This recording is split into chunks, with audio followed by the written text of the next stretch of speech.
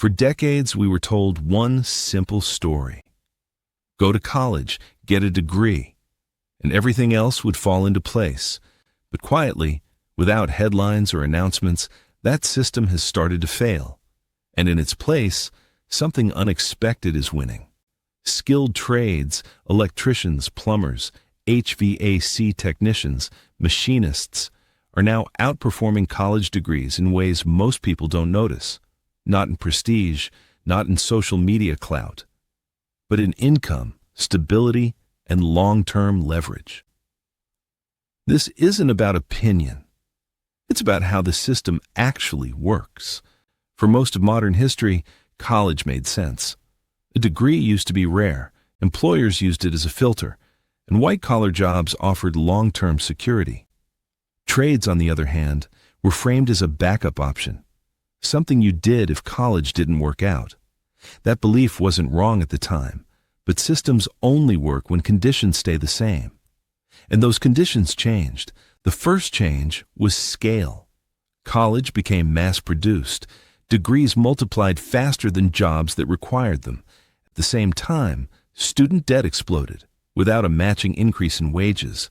A degree stopped being a competitive advantage and became a baseline requirement. The second change was automation. Middle-skill white-collar jobs were quietly replaced by software, outsourcing, and artificial intelligence. The third change was cultural.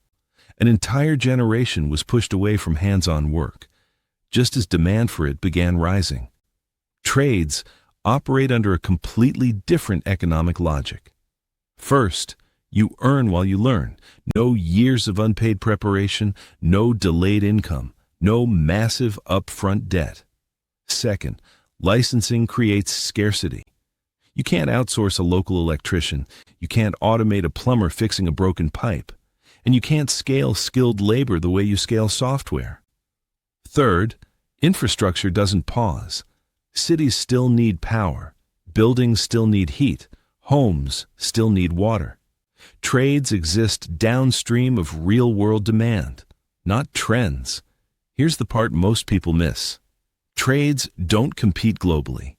They compete locally.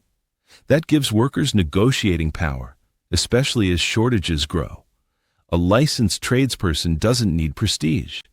They need availability, and availability is rare. While white-collar workers compete with thousands of applicants online, skilled trades often choose between employers. The system rewards what's hard to replace, not what's popular. This isn't an argument against college.